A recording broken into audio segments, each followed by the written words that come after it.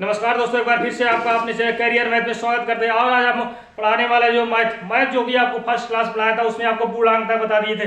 अब आज हम आपको परिमेय संख्या के बारे में बताने वाले हैं। परिमेय संख्या क्या होती है और परिमेय संख्या अपरिमेय संख्या क्या होती है, दोनों के बारे में डिफरेंस बताएं और दोनों को आपको डिटेल से बताएंगे। आपको इसके बाद नहीं पढ़ना पड़ेगा, इसलिए क्योंकि कॉन्सेप्ट सीखिए आप, जो उतारने से कुछ नहीं होगा। आप कॉन्सेप्ट, हम आपको कॉन्सेप्ट बताते हैं, आप जितना बढ़िया समझ जाएंगे उतना लिखने से आपको याद नहीं हो सकता है। तो आप देखिए यहाँ पे परिमेय संख्या,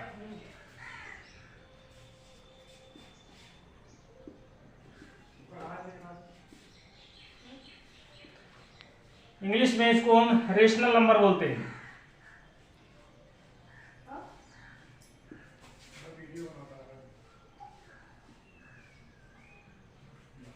परिमेय संख्या क्या होती है? रेशनल नंबर, वह संख्या जिसे p बाई क्यू के रूप में हम व्यक्त कर से, जैसे हम किसी संख्या को 2/3, 3/4, 5/6 हम इस प्रकार से लिख सकते हैं। यानी कि किसी भी संख्या को हम भिन्न के रूप में लिखना ही यह परिमेय संख्या कहलाती है।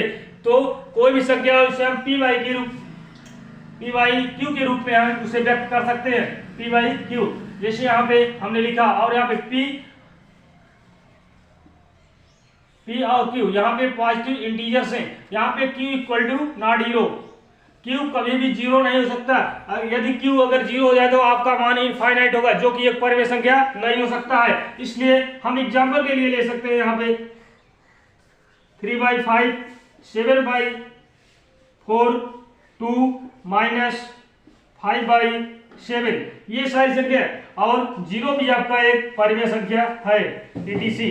तो इस प्रकार से आप लिख सकते हैं कि परिमेय संख्याएं आपको माइनस में मिल सकती है, प्लस में भी मिल सकती है, और जो भी होंगी रेशनल नंबर मतलब कि आपका बटे में मिलेंगी, जो भी भिन्न होती है आपका 1/2, 1/3 के रूप में आपको मिलती है। अब इसी के साथ आपको हम बताते हैं अपरिमेय संख्या।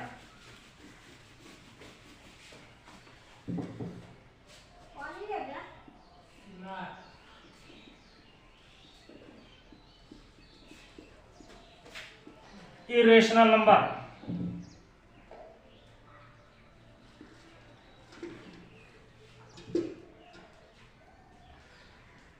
अपरिमेय संख्या वह संख्या होती है जिसे p बाई क्यू के रूप में नहीं व्यक्त करते।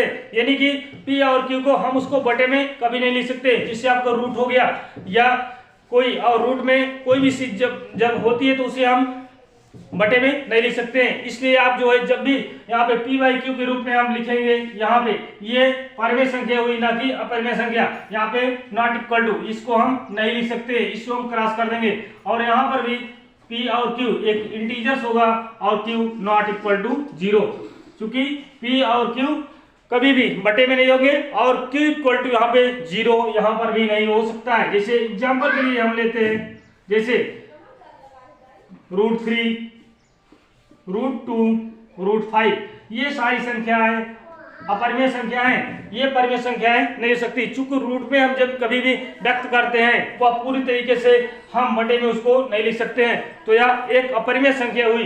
तो परिमेय संख्या और अपरिमेय संख्या हम लोग आपको बताया, आपको समझ में जरूर आया होगा। हम आगे आपको चलते हैं वास्तविक संख्या के बारे में बताते हैं। वास्तविक संख्या कहते किसे हैं? तो वास्तविक संख्या में 2-3 पॉइंट आपको बताने वाले हैं, जो पॉइंट आपको ध्यान में रखने हैं। वह संख्या, जो संख्या या तो परिमेय हो या तो अपरिमेय हो, वह संख्या वास्तविक संख्या कहलाती है। मतलब परिमेय भी हो सकते हैं, अपरिमेय भी हो सकती है, दोनों संख्याएं जो है वास्तविक संख्या हो सकती है। और परिमेय संख्या या अपरिमेय संख्या दोनों का जोड़ या अंतर एक अपरिमेय संख्या हो सकती है। जैसे एग्जाम्पल के लिए 3 माइनस √2, 5 प्लस √3, या 3 माइनस √5, या 5 √+7, तो ये सारी संख्याएं आपकी अपरिमेय संख्याएं हैं। और तीसरा पॉइंट जो होता है यहाँ पे लास्ट में, वो पॉइंट आपका क्या है? परिमेय तथा अपरिमेय संख्याओं का गुणनफल हमेशा एक अपरिमेय संख्या होता है। जैसे एग्जाम्पल के लिए यहाँ पे हम दिखा रहे हैं आपको 3√5, 2√7 और 3√2, ये सारी संख्याएं आपकी एक गुणनफल जो होगा आपको अपरिमेय संख्या होगा, परिमेय संख्या के रूप में नहीं होता है। तो इसलिए आपको इतना जरूर समझ में आया होगा कि परिमेय संख्या क्या होती है और अपरिमेय संख्याएं क्या होती है। हमने दोनों के बारे में आपको बता दिया। तो आगे चलते हैं हम। होता है इवन नंबर। इवन नंबर यानी कि सम संख्याएं क्या होती है, सम संख्या, इसको इंग्लिश में बोलते हैं हम इवन नंबर।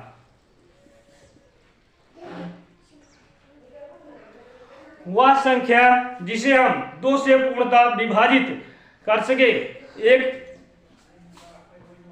सम संख्या कहलाती है। यानी कि 2 के क्रम में वह हमेशा व्यक्त होगी और किसी भी संख्या से विभाजित ना हो, 2 से पूर्ण रूप से विभाजित हो।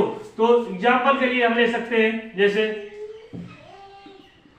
2, 4, 6, 8, 10 डॉट डॉट डॉट आप इनफाइनाइट तक यहाँ पे लिख सकते हैं। तो ये आपका सम संख्या हुआ। और यहाँ पे विषम संख्या क्या होती है, विषम संख्या वह संख्या है जो 2 से पूर्णतः विभाजित ना हो, उसे हम विषम संख्याएं कहते हैं। यानी 1, 3, 5, 7 ये सारी विषम संख्याएं हैं। जैसे 1, 3, 7, 9, 11, 13, 15 डॉट डॉट इनफाइनाइट, ये सारी विषम संख्याएं हैं जिसे हम 2 से पूर्णतः विभाजित ना कर सके।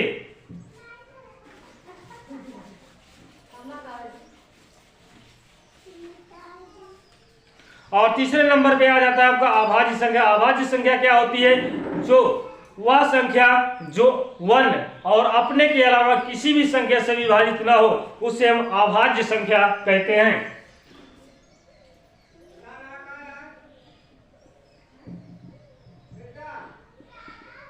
अभाज्य संख्या किसे कहते हैं, एग्जाम्पल के लिए जैसे 1, 3, 5, 7, 11, 13, 17 डॉट डॉट इनफाइनाइट तक हम लिख सकते हैं। तो इस प्रकार से आपको अभाज्य संख्याएं देखने को मिल सकती है।